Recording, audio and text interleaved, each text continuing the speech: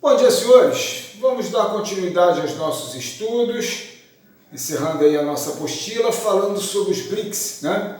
Foi muito famoso a expressão, falava-se muito da importância dos BRICS, né? A gente vai comentar o porquê, mas hoje isso aí, né, caiu um pouco a importância. E olha que eu não estou falando da crise do Covid, já era anterior à questão do Covid. Se no momento esse acrônimo mostrava um conjunto de países com grande força no cenário econômico internacional, hoje ele acaba sendo mais individualista quando você tira, por exemplo, a China. Enfim, vamos dar uma olhadinha aí nos BRICS, beleza? Vamos lá, gente. Bom, né? BRICS, países emergentes considerados subdesenvolvidos, mas que nas últimas décadas apresentam um crescimento industrial alto. Eles formam uma espécie de aliança que busca ganhar força no cenário político e econômico internacional diante da defesa de interesses comuns. Lembrando que o BRICS não é um bloco econômico, tá? Aquilo ali foi uma associação de países com grande importância que eu vou falar agora para vocês. Bom, em 2006 deixou de ser apenas um termo, se tornou um acordo internacional entre os países, mas sem a configuração de um bloco econômico. Então tem aí as 5 nações emergentes que formam o BRICS. Quando a gente pega o BRICS, a gente pensa assim, qual a força desses países no cenário internacional? Primeiramente, a união dos 5 países formavam quase que a metade da população mundial. Você pega aí 1 bilhão e 400 da China, 1 bilhão e 300 da Índia, 200 milhões do Brasil e por aí vai. Em conjunto, nós temos quase a metade da população mundial, ou seja, expressivo mercado consumidor. Tá? Segundo, vamos lá, vamos pegar pela sequência, Brasil, 211 milhões de habitantes, dos quais grande parte de mercado consumidor. Um dos principais fornecedores de commodities em nível mundial. Né? Maior produtor mundial de proteína animal, café, açúcar, laranja, segundo maior de minério, terceiro de algodão, segundo de soja, enfim, terceiro de milho, grande importância para alimentar o mundo, digamos assim, tá? Legal. Rússia abastece a Europa, 30% do gás consumido na Europa sai da Rússia. Além do peso político, né, herdado aí da Guerra Fria, enfim, grande fornecedora mundial de commodities minerais e agrícolas também, mas grande produtora mundial de energia, petróleo e gás. Então, grande importância também em nível mundial. Então, vamos lá, Brasil, Rússia, Índia, segundo maior exército mundial de reservas de mão de obra, né? Abraça diversas empresas internacionais, muitas transnacionais, hoje tem um peso bacana também a Índia, a gente vai ver isso daí. A China, cara, que, digamos, produz aquilo que o mundo consome e consome aquilo que o mundo produz, né? E aí nós temos South África, né? A África do Sul. A África do Sul tem mais um peso político do que econômico, né?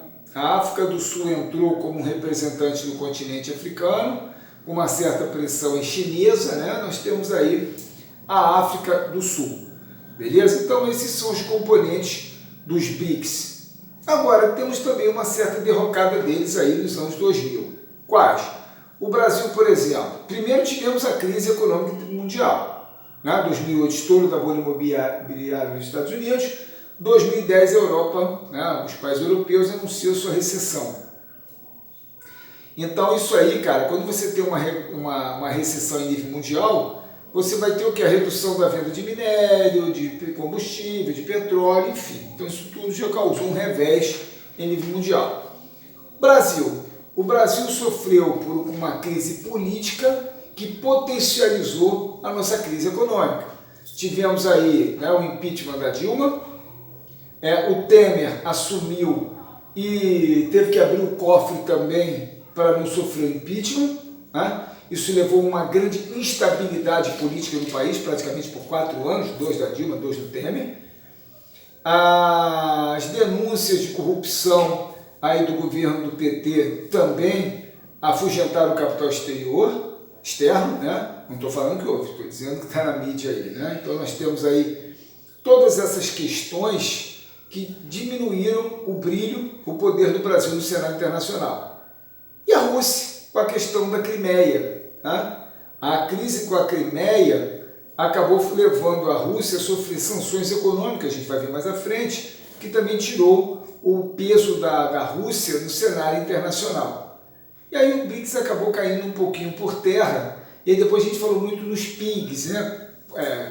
Portugal, Irlanda, Itália, Grécia, Espanha, né? Formando aí os PIGs, que foram os países em crise nessa última década aí, por causa da crise econômica mundial. Então isso acabou aí tirando o brilho dos BRICS. Vou ter um resumo aí em nível econômico, né? Vantagens de cada um deles: potencial para ser o maior fornecedor mundial de produtos agrícolas, reservas minerais, parque industrial diversificado. Desvantagem: educação deficitária, carga tributária, que torna o Brasil pouco competitivo, falta de infraestrutura. Isso aqui é importante para vocês, hein, gente? Em nível de qualquer concurso que vocês irão fazer. Rússia: abundante em petróleo, população com alto nível, carga tributária baixa, mais competitivo que o Brasil. Criminalidade, corrupção, população envelhecida, enfim, é aquilo que a gente viu em população. A Rússia paga para as pessoas terem o segundo e terceiro filho, né? Índia: avanço no setor de tecnologia, grande população, elite bem formada. Desvantagem: o sistema de castas ainda, né? Os conflitos étnicos, infraestrutura precária. Vamos falar isso na frente. E aí a China não tem muito o que falar, né, bicho? Alta capacidade industrial, potencial para ser o maior mercado consumidor do mundo, investimento intensivo em infraestrutura e educação. Desvantagens: governo político ditatorial, população tende a envelhecer, grande devastação ambiental provocada pelo progresso. Isso aqui a gente falou em nível de China, né? África do Sul, coitado, eu acabei dando aí o valor dela pequeno, né? Possui grandes jazidas minerais importantes, como de diamantes. A população mundial vive sem diamante, né? Desvantagem: grandes diferenças sociais e infraestrutura precária. Então eu botei aqui, né, um resumo para vocês das vantagens e desvantagens de cada componente do BRICS. Botei aqui um comparativo, né, indicadores dos países pertencentes ao BRICS, né? Isso aqui, obviamente, com os dados ainda de 3, 4 anos atrás, do governo Dilma, né? Então fazendo um comparativo, porque a partir daí, com a crise econômica, até atual com o Covid, os números se perdem muito por causa da crise econômica. Então, aqui dá para dar um parecer para vocês em nível de DH, né? Só comparando aí os países em nível de população, enfim. Tá? Participação do PIB dos membros do BRICS no PIB mundial. Então, isso aqui já com estimativa para 2023, é aquilo que eu falei com vocês. Tá? A África do Sul manteve-se estável praticamente. A Rússia, né, um decréscimo aqui em virtude da queda do preço do barril de petróleo. Você tem aí a Índia crescendo e mais aí, né, a China, aquilo que eu falei com vocês. Bom, isso já caiu em prova, né, o Banco do BRICS. O Banco do BRICS, cara, é o equivalente a um banco mundial, só que esse aqui, né, em menor escala, mas entre os países. Inclusive, isso é uma atualidade, porque esse ano foi liberado para o Brasil recursos vindos do BRICS para desenvolvimento de infraestrutura no Brasil. Já o acordo aí do governo Bolsonaro junto ao BRICS, onde esse empréstimo, na verdade, era pleiteado desde o ano passado, esse ano está sendo liberado para o Brasil. Então, o Banco do BRICS continua aí, digamos, fazendo esse valor. Instituição financeira terá os mesmos moldes do Banco Mundial, né? Oficializar durante a 6ª Conferência de Cúpula do BRICS, financiar obras de infraestrutura e desenvolvimento dos países do BRICS, evitar uma influência excessiva da China sobre o banco, tendo em vista que ela é a maior credora, né? Empréstimos do NDB aprovados para os BRICS. Então ela é a maior credora do banco, o que poderia, obviamente, exercer uma pressão sobre o Banco do BRICS. São como os Estados Unidos no Banco Mundial, né? BRICS 2019 no Brasil, a força de 5 grandes países emergentes. Juntos, os países representam cerca de 42% da população, 23% do PIB, 30% do território e 18% do comércio mundial. Isso aqui ainda que enaltece aí a questão dos BRICS. Bom, falando de forma individual rapidinho, né? Índia. O que a gente tem hoje de Índia para um contexto de prova? Segunda maior população mundial, tende a crescer em nível populacional mais do que a China. Nos últimos 15 anos, a China, arredondando, teve um acréscimo populacional de 15%. A Índia teve de 30%, ou seja, o dobro do crescimento chinês. Ou seja, a população indiana tende a ultrapassar a população chinesa. Tá? Você tem opulência ao lado de extrema pobreza. Tá? Então, isso aqui já caiu em prova. Em nível populacional, o que a gente tem de Índia?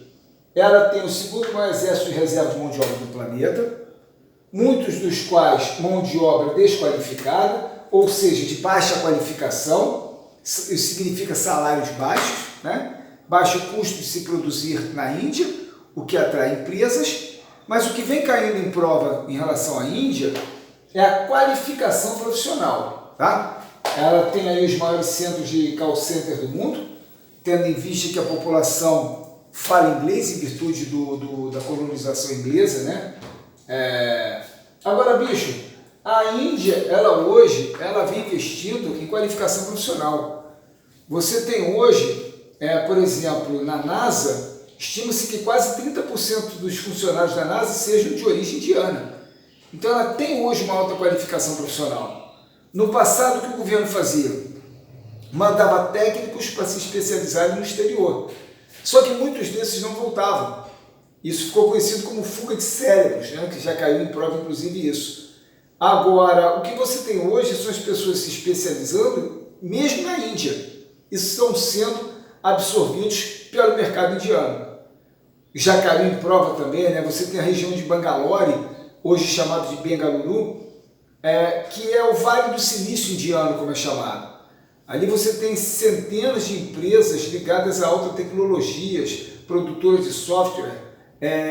O maior centro da Intel fora dos Estados Unidos está em Bangalore, enfim. Então você tem hoje mão de obra qualificada na Índia. É outra questão marcante que a gente tem hoje sobre a população.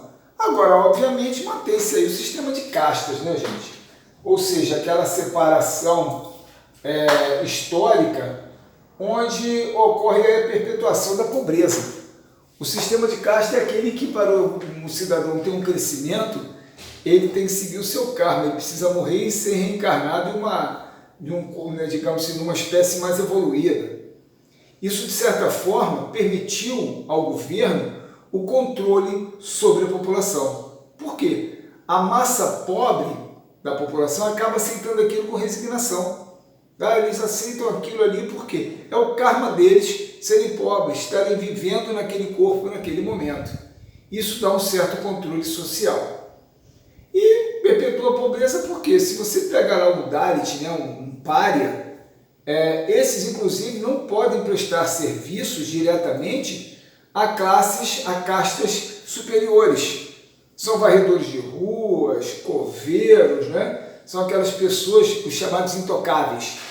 No Brasil você pode ter alguém na extrema pobreza que ele pode acessar o básico de educação e crescer. Na Índia não, algumas classes acabam ficando subjugadas. Então é muito complicado isso, mas dá controle do governo sobre a massa pobre. Então a questão de castas também é um desafio ainda para a Índia. Beleza? Bom, o básico de Índia que a gente fala, né, bicho? O choque do subcontinente indiano com a Ásia promoveu o quê? O surgimento da estrutura ali, a famosa cordilheira do Himalaia, né? O Vale do Indo, o Vale do Ganges, o grande aglomerado ao longo dessas planícies, né? Bem montanhoso aí o território indiano. O que a gente trabalhou em clima, as monções, né? As monções de inverno, as monções de verão, aquela variação de aquecimento e deslocamento de massas de ar. A gente trabalhou isso aqui em clima, vocês já viram esses slides, né? Monções de verão, ou seja, aquecimento do continente, massas úmidas marítimas provocam chuvas torrenciais. Monções de inverno, com deslocamento do disco solar para o hemisfério sul, a zona de convergência intertropical se desloca também para o sul. o que faz com que no continente acabe sendo criada uma zona de alta pressão. Os ventos do continente para o mar, a gente tem aí as monções de inverno, são ventos mais frios e secos, né? Então isso aqui aparece bastante em prova para a gente, essa variação atmosférica. E os conflitos, né? Os conflitos que nós temos aí na Índia. Os conflitos clássicos, o da região da Caxemira, né? Até hoje é o que mais aparece para a gente. A Caxemira é um conflito desde a fundação, né? Da formação da Índia. Com o fim da colonização inglesa sobre a região, surgiram os países, né? Paquistão Ocidental, Paquistão Oriental e Índia. Posteriormente, o Paquistão Oriental se tornou independente, declarou sua independência, apoiada pela Índia, e virou Bangladesh. Então, isso é mais um caso de litígio entre o Paquistão e a Índia, o fato da Índia ter apoiado a independência do Paquistão Oriental, né? Hoje ali é Bangladesh. Agora, a pior situação foi a da Caxemira. É uma região rica em recursos, é uma região importante por questões nascentes dos grandes rios indianos, né? o Ganges e o Indo. Ali onde você tem o rio Indo, você tem uma margem ali, mais ou menos, uma faixa de 150 a 200 quilômetros de largura, que são terras férteis, importantes para a agricultura, importantes para alimentar mais de 1 bilhão de pessoas, né? Ajudar no sustento de mais de 1 bilhão de pessoas. E se você controla as nascentes, você controla o rio. Imagina isso. A maior parte da Caxemira ficou sob controle indiano. O problema é que 70% da população é de origem muçulmana. E o Paquistão é um país muçulmano.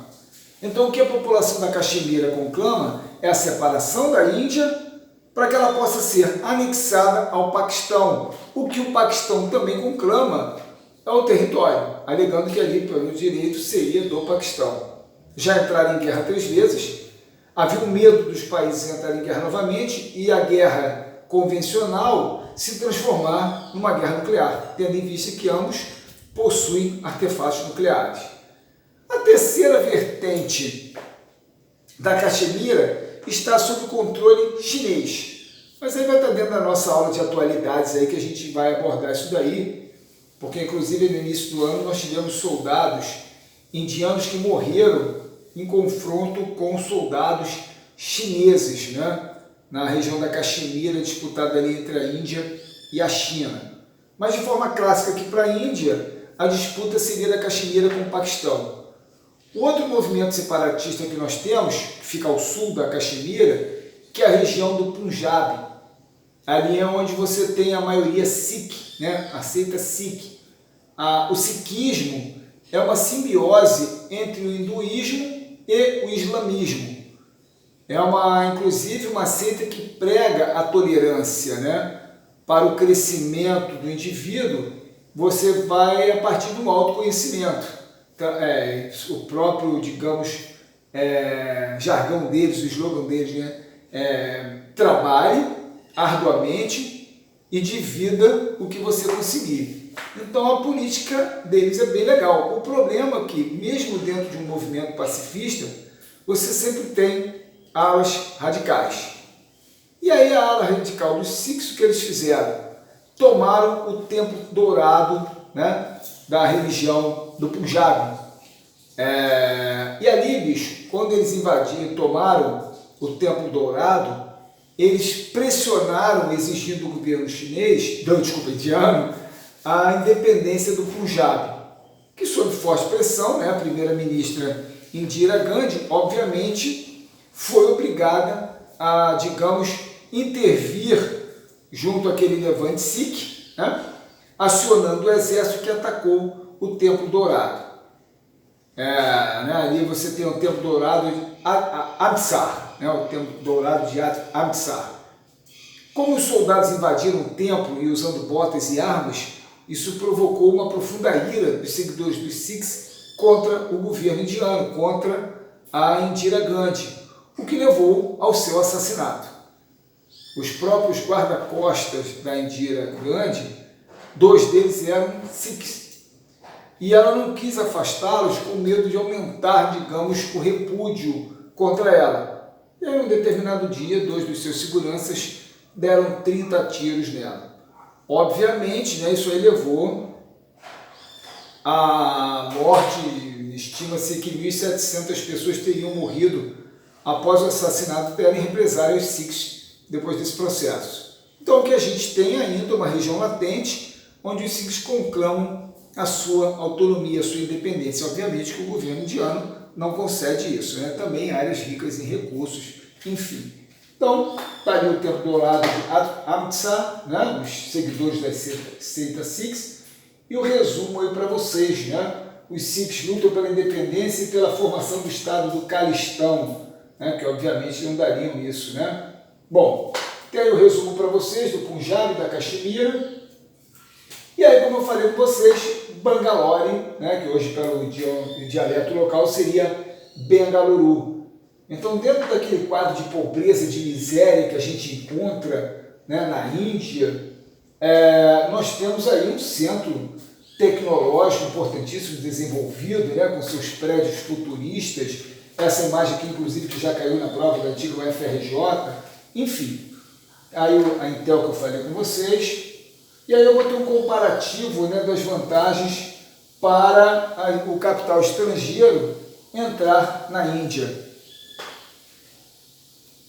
Bom, África do Sul, né, é grande produtora de diamante, ouro, commodities agropecuários, né, indústria mecânica, petroquímica, e aí a presença, né, da China também na África do Sul. Esse é o Jacob Zuma. Jacob Zuma ele foi, digamos, ele renunciou.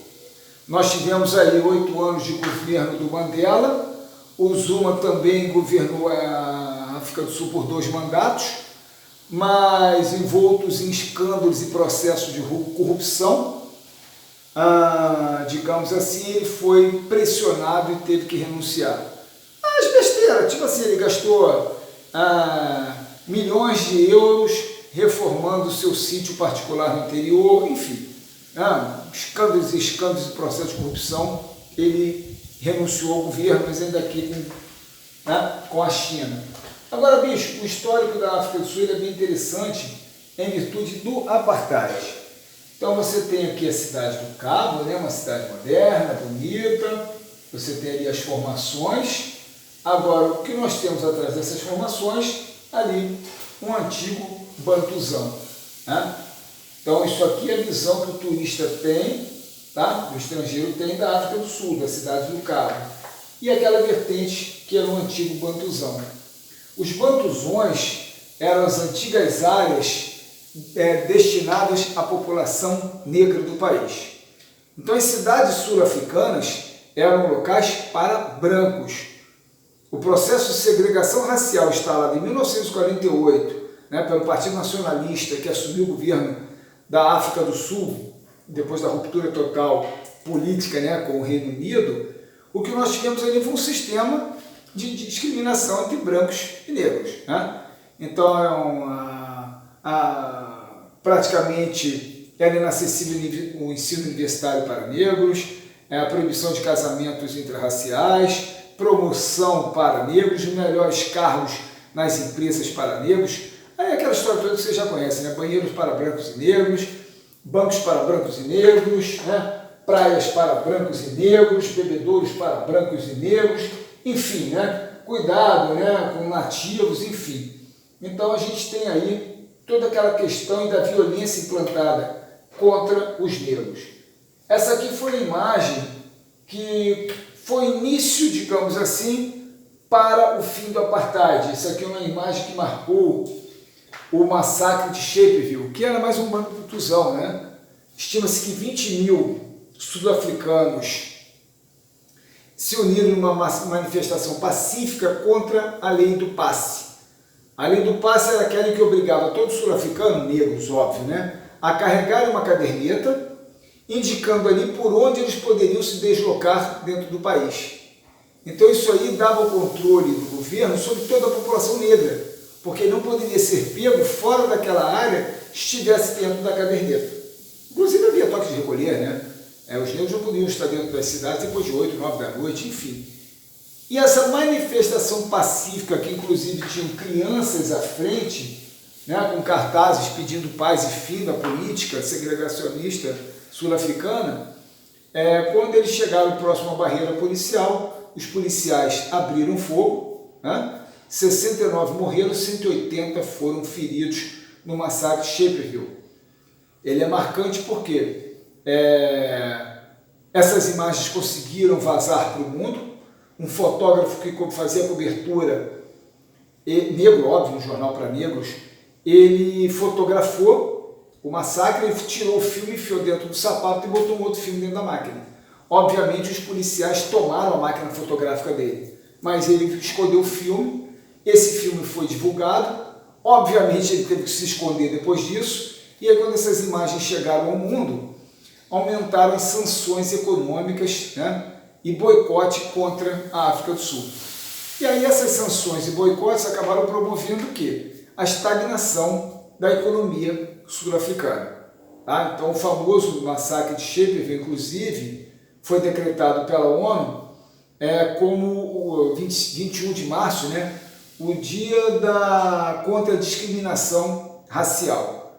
E aí a gente vai chegar no ponto em que Frederic de Klerk, primeiro-ministro da África do Sul, apesar de ter um histórico segregacionista, viu que o único caminho para a África do Sul era com o fim do apartheid em virtude da política internacional de sanções e boicote contra o país.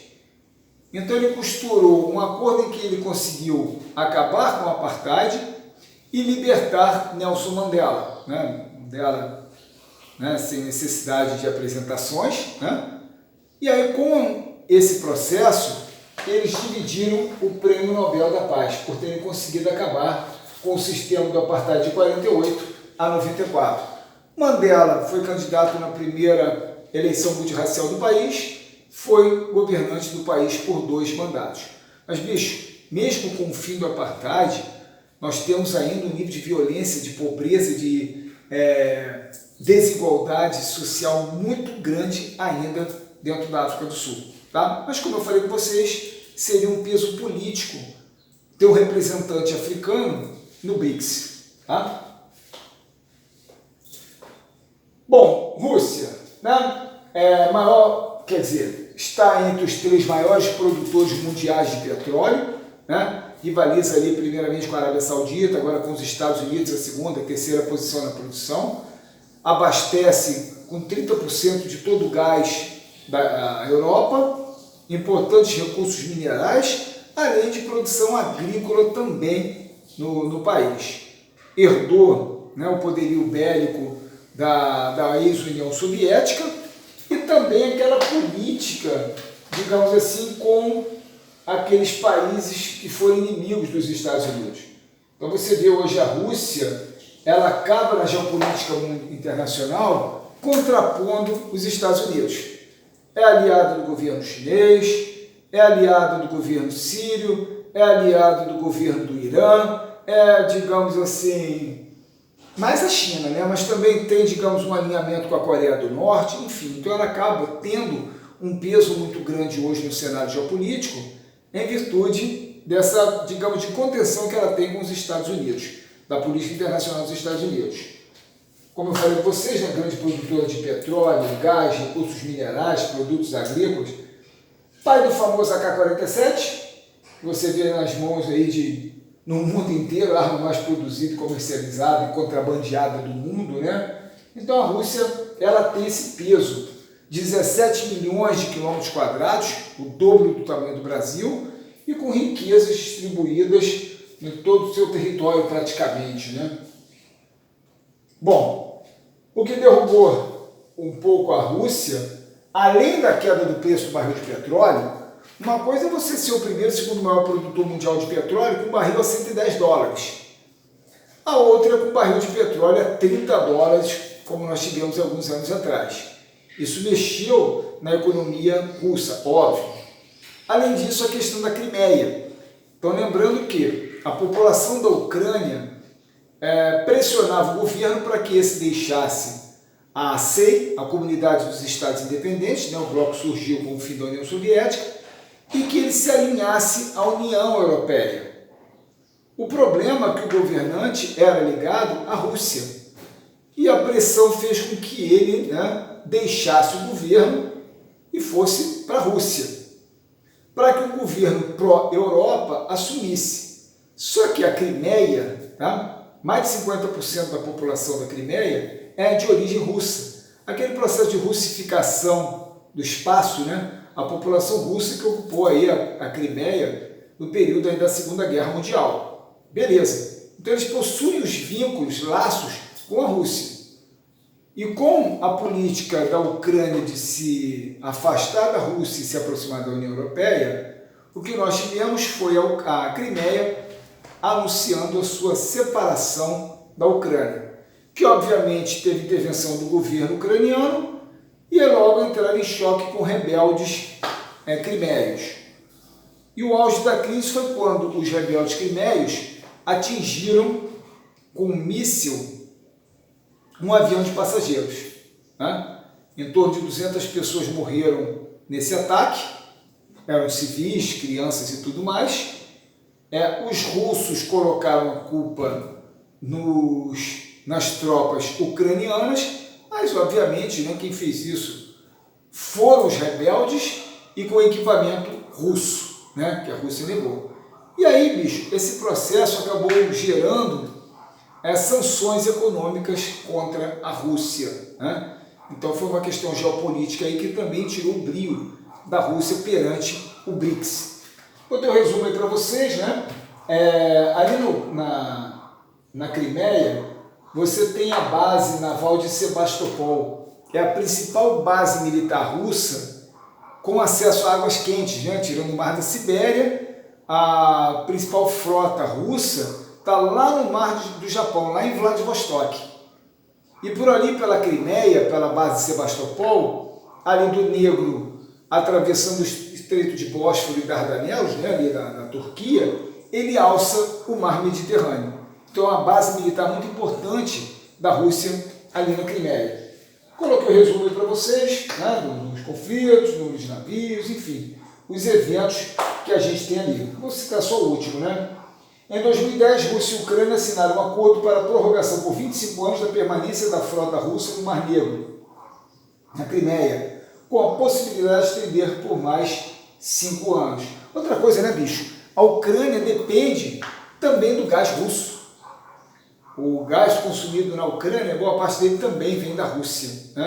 Então, é importante também você ter esse alinhamento da Ucrânia com a Rússia. Relações econômicas entre a União Europeia e a Rússia, aqui em virtude da crise econômica de 2008, e mais as sanções econômicas acabaram reduzindo a integração entre elas, mas, bicho, não tem como. Como a Rússia fornece energia para a Europa, seria difícil uma política de boicote, de sanções contra ela, Eu botei assim: as sanções decididas pela União Europeia após a catástrofe do avião da Malaysia Airlines afetariam as duas economias. E aí a gente vê aí no momento em que você tem o ataque, a queda das relações entre eles. Bom, a região norte do Cáucaso liga a Rússia ao Oriente Médio, concentra um grupo separatista, uma maioria islâmica, que luta pela independência da Chechênia e sofre com os conflitos internos. A outra questão da Rússia é com a Chechênia. A Chechênia é uma província que tem autonomia, digamos assim, mas não é independente. Ela não tem petróleo, ela não tem gás, mas o petróleo e o gás que saem daquela região do Cáspio, eles cruzam, os oleodutos cruzam a região da Chechênia em direção à Europa. Se a Rússia concede autonomia e independência à Chechênia, além de permitir que outras províncias autônomas consigam o mesmo, a Rússia ficaria nas mãos do governo checheno para cruzar o seu território com combustíveis, com petróleos e derivados. E aí, obviamente, o governo não concede isso. Então, os piores atentados terroristas contra a Rússia se deu por separatistas chechenos. O Ocidente chama de separatista. Os russos chamam de terroristas. o pior de todos, o massacre da escola em Beslan, né?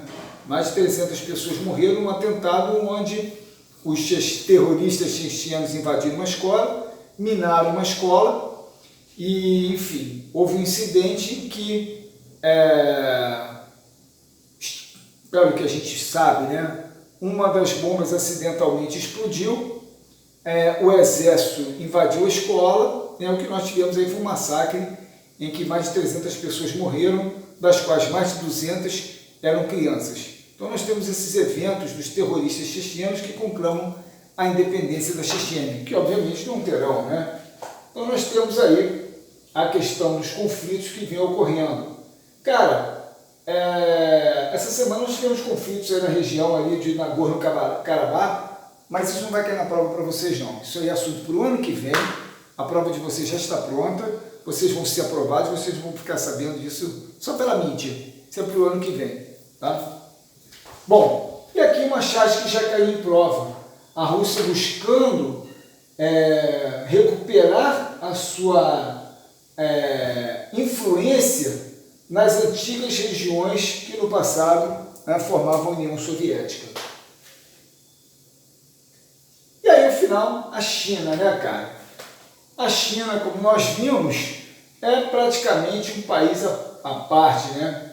Aí é o momento em que o Xi Jinping acaba adquirindo superpoderes, digamos assim, para governar perante o Partido Comunista Chinês e também a sua influência no mundo, a sua geopolítica, aliado da Rússia, do Irã, da Síria, do Kim Jong-un, como nós falamos aqui também.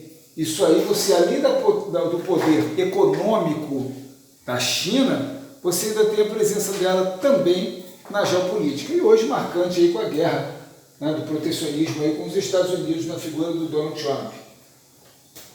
E aquela questão de China que nós já vimos aí há pouco tempo, né, gente?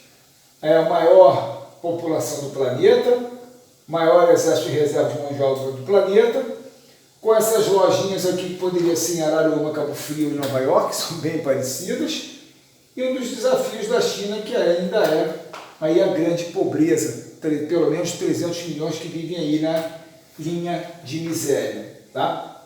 Nós já falamos aí sobre China, né, o quadro físico, as zonas econômicas especiais, o Oriente desenvolvido em detrimento do Ocidente, né?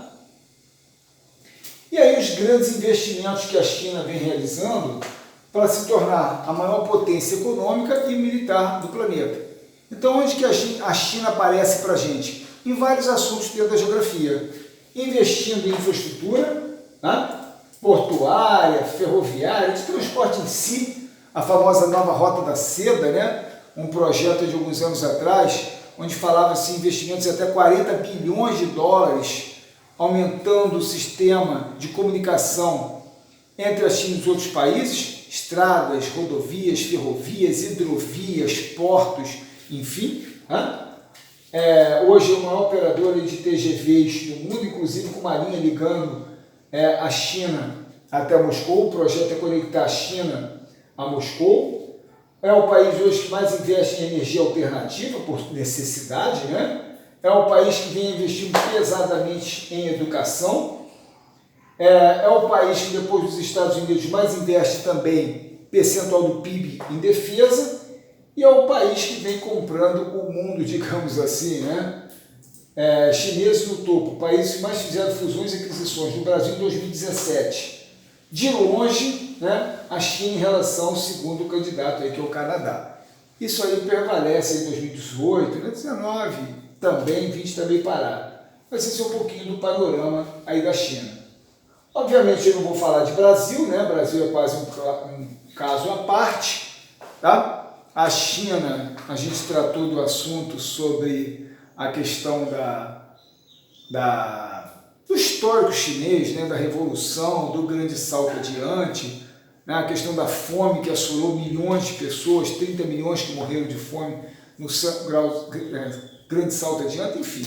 Então, deixa aí uma iguaria comum na China como petisco, né? Senhores, e aí qualquer dúvida a gente esclarece hoje aí na monitoria, beleza? Obrigado pela presença, bom final de semana para todos, boa Páscoa, Aguardo vocês na monitoria.